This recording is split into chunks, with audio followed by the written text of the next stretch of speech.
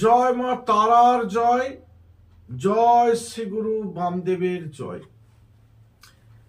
আমাদের জীবনে প্রচুর ঘাত প্রতিঘাতের সম্মুখীন হতে হয় আমাদের।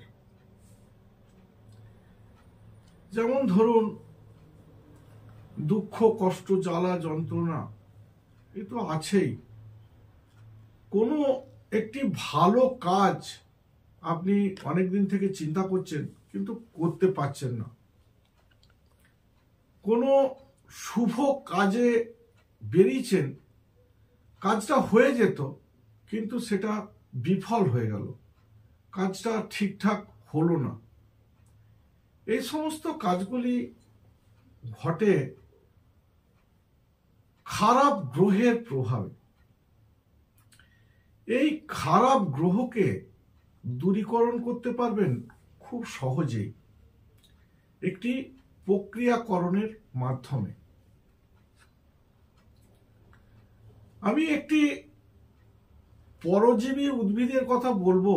হয়তো আপনারা এই পরজীবী উদ্ভিদ সকলেই দেখেছেন বা চেনেন, জানেন, কিন্তু এই পরজীবী উদ্ভিদটি কত রকমের কাজ হয় এগুলো আপনারা হয়তো জানেন না।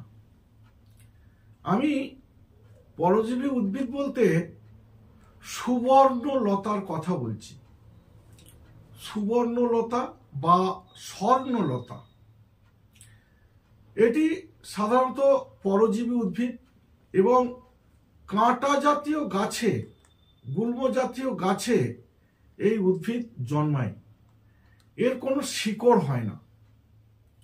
যে গাছটিতে এই সুবর্ণলতা হয় সেই গাছটিতে পুরো সোনার বর্ণ পুরো লতায় পুরো গাছটাকে ঢেকে দেয়।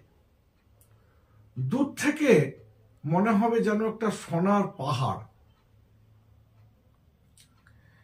এই পরজীবী উদ্ভিদটি আমাদের মানুষ জীবনে বহু কাজ করে।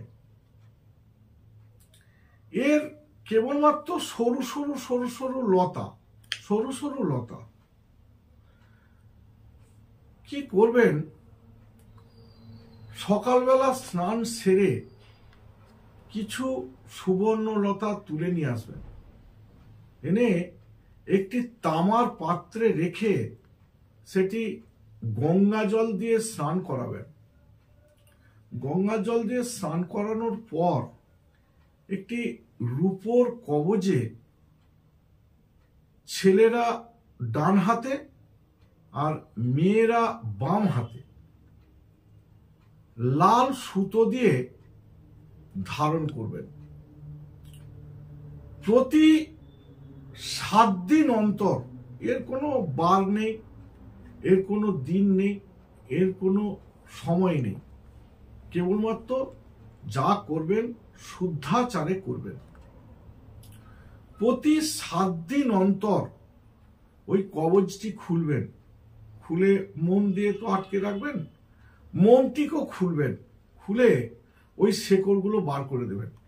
নিয়ে আবার ওই নতুন পদ্ধতি, সকালবেলা স্নান সেরে ওই কিছু সুবর্ণলতা তুলে নিয়ে আসবেন, নিয়ে এসে আবার কবজে ভরবেন, ভরে আবার মোম দিয়ে আটকে আবার ব্যবহার করবেন। প্রতি 7 দিন অন্তর এই সুবর্ণলতাটি চেঞ্জ করতে থাকুন, কবজের মধ্যে ভরে চেঞ্জ করতে থাকুন। আপনি দেখুন, দুপক্ষকালের মধ্যেই আপনার ভাগ্য খুলে যাবে। আপনি যেখানে জীবন যুদ্ধে জয়ী হতে পারছিলেন না সেই জায়গাগুলো আপনার কেটে যাবে। অতএব নমস্কার, আজ এই পর্যন্তই। আমার ভিডিওটা যদি ভালো লেগে থাকে তাহলে লাইক করুন, শেয়ার করুন, কমেন্ট করুন। যারা আমার ভিডিওতে প্রথম এসেছেন তারা আমার চ্যানেলটিকে সাবস্ক্রাইব করুন।